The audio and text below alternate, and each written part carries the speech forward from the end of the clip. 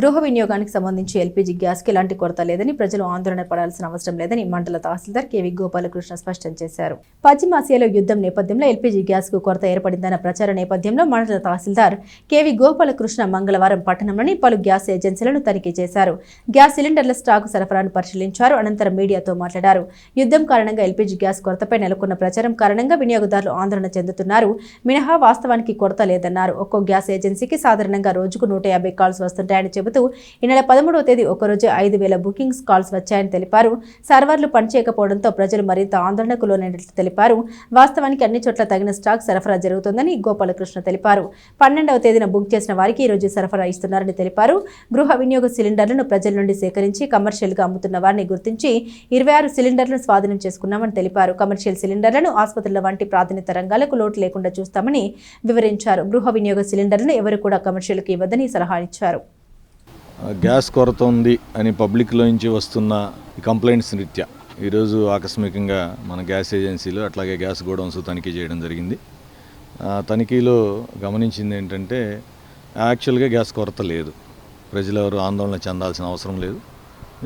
ఇప్పుడున్న పరిస్థితుల్లో అంతా గమనిస్తే గ్యాస్ ఏజెన్సీలు అన్నీ స్వయంగా తిరిగి అర్థమైంది ఏంటంటే రెగ్యులర్గా మనకు అవసరమైన బుకింగ్ కంటే కూడా ఏదో జరిగిపోతుంది, గ్యాస్ దొరకదేమో అనే ఉద్దేశంతో ప్యానిక్ బుకింగ్ ఎక్కువ జరిగినట్టుగా తెలుస్తుంది. మరి ముఖ్యంగా 13వ తారీఖు పెద్ద మొత్తంలో అన్ని ఏజెన్సీల్లో ఒకేసారి బుక్ అయింది. కారణం ఏంటంటే టెక్నికల్ ప్రాబ్లం వల్ల 2-3 రోజులు సర్వర్స్ పనిచేయకపోవడం వల్ల ఏదో జరగబోతోంది అనే ఉద్దేశంతో రెగ్యులర్గా 150 కాల్స్ వచ్చేటట్టయితే ఈసారి 5,000 కాల్స్ వచ్చాయి.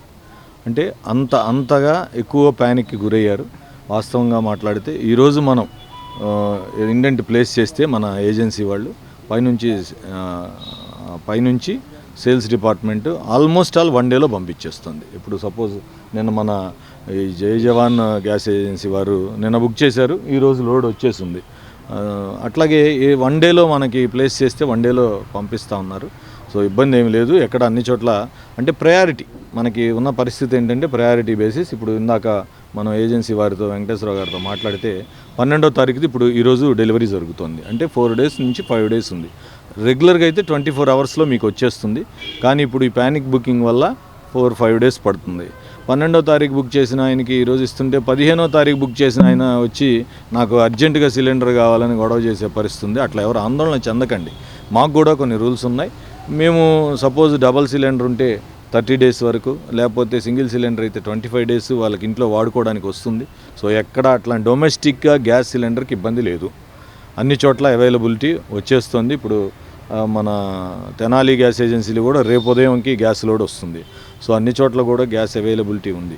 ఇకపోతే కమర్షియల్ యాక్టివిటీ సంబంధించినంత మటుకు ప్రజెంట్ ఉన్న సిలిండర్స్, కమర్షియల్ సిలిండర్స్ అన్నీ ముందుగా మరి ముఖ్యంగా హాస్పిటల్స్, హాస్టల్స్ ఇట్లాంటి ఎక్కడైతే మరి ముఖ్యంగా ఇంపార్టెన్స్ ఉందో ఆ ఇంపార్టెన్స్ ఉన్న వాటికి కూడా వాళ్ళు సప్లై చేస్తారు.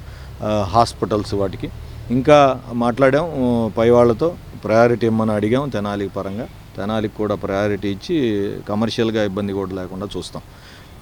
ఈ సందర్భంగా నా విచారణలో తెలిసింది ఏంటంటే కొంతమంది వ్యక్తులు, ప్రైవేట్ వ్యక్తులు డొమెస్టిక్ సిలిండర్లు పబ్లిక్లోంచి గ్యాదర్ చేసి ఆ సిలిండర్లోంచి కమర్షియల్గా మార్చి మరి ఎక్కువ రేట్లకు, అధిక ధరలకి ఈ అవకాశంగా తీసుకొని ఈ పరిస్థితిని అట్లా చేస్తున్నట్టుగా కూడా తెలిస్తే నిన్న రాత్రి కూడా ఒక అతన్ని పట్టుకున్నాం. అట్లాగే 26 సిలిండర్లు సీజ్ చేశాం.